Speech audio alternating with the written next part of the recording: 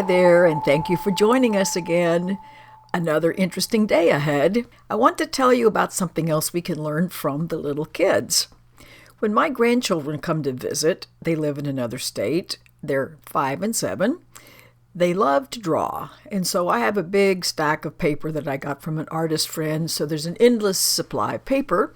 And every time they draw a picture, you may recall that they don't want to keep just drawing all over the same paper, even though this is large paper.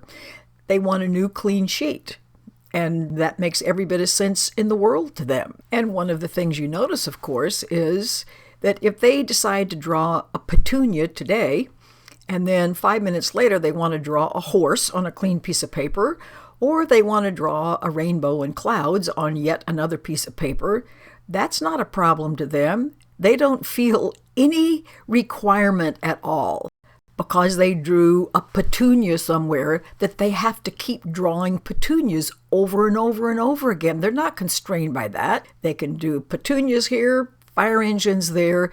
It's a clean piece of paper.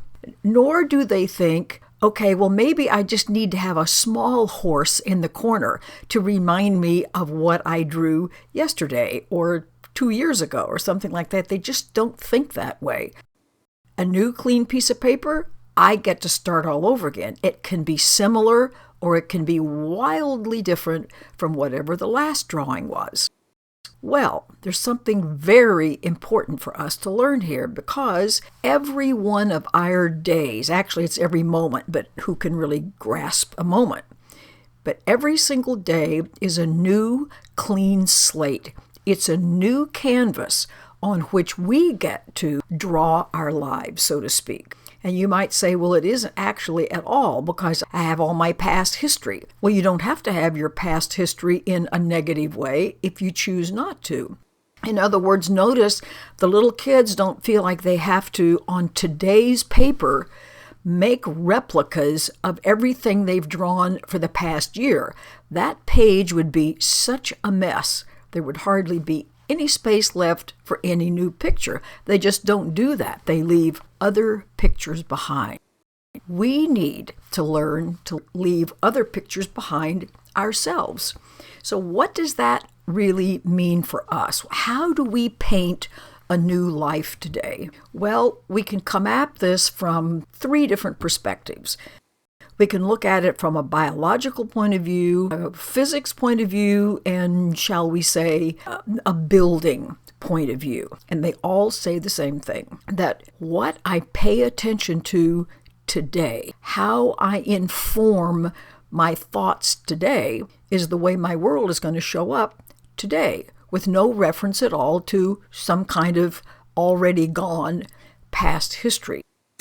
Now, for instance, what does that look like? From a biological point of view, we've got 50 or 60 trillion cells in the body. And each one of those, of course, has a nucleus, DNA in the nucleus.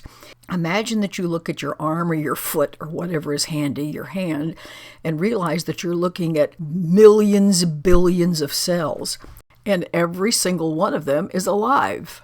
They're alive, sentient beings that are all part of what we call our physical body. And they're all listening intently to what you're saying. Not just what you're saying out loud, but what you're thinking and what you're believing and what you take for granted and what you say is so. Now, this has nothing to do with whether you speak it out loud or not. It has to do with where your attention is. And you can be silently putting your attention someplace, or you can be saying it out loud. That's entirely irrelevant.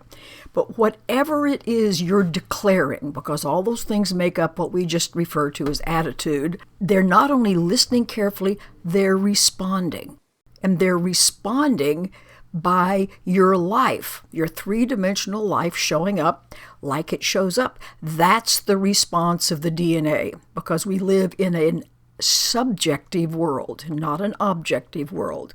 So we're the ones who are making things up. The next way you can look at this is from a physics point of view, and you don't have to know anything about physics to just intuitively get this. There are many people for years who have been talking about the fact that in a sense, we blink off and on between being in our three-dimensional manifest state and being in the unmanifest quantum field. In other words, we're here, we're not here, we're here, we're not here.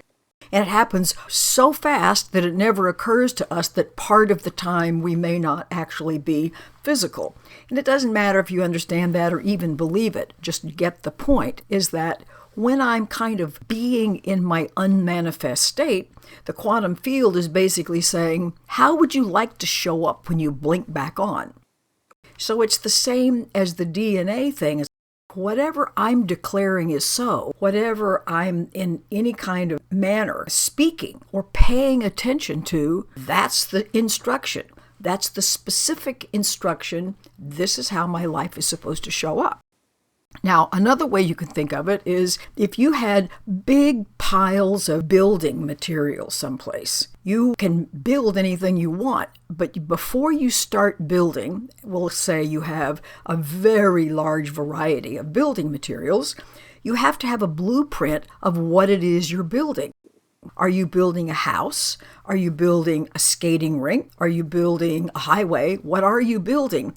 You have to have a blueprint so that those who are going to manipulate the materials know what to do with it. You can't just randomly start hammering and nailing and bricking things up without knowing what the final plan is. So, atoms are our building blocks. Atoms don't die. They're just always here. And they will inform the blueprint. They will fill out the blueprint according to what you say.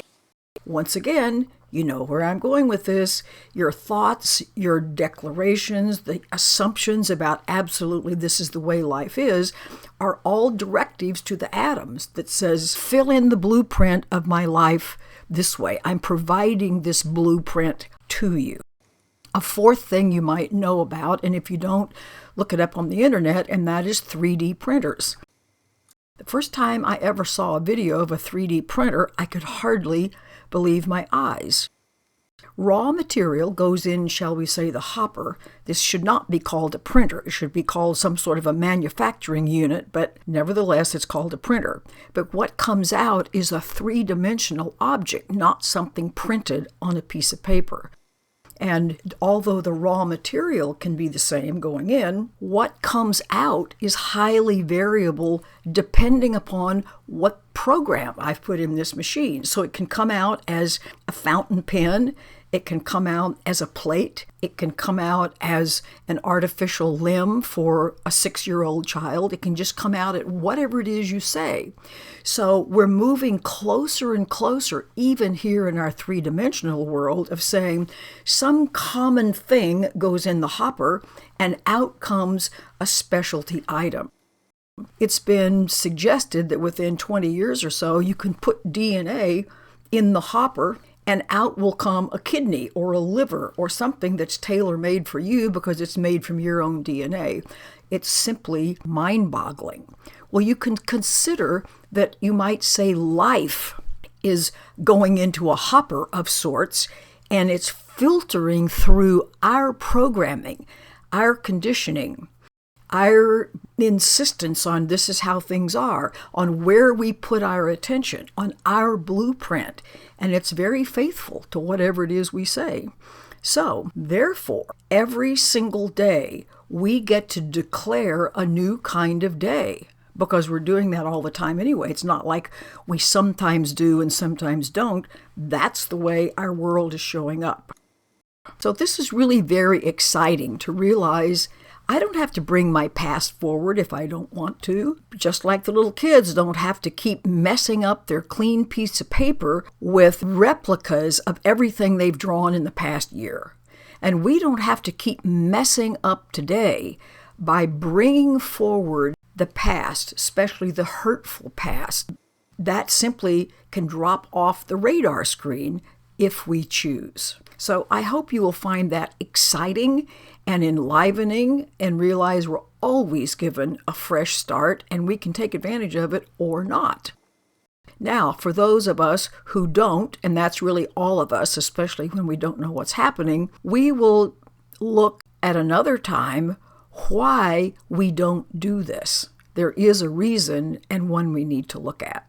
But in the meantime, just realize your day is a clean slate. You put in it what you want to, and most importantly, you do not have to keep bringing hurtful or limiting or unpleasant things forward.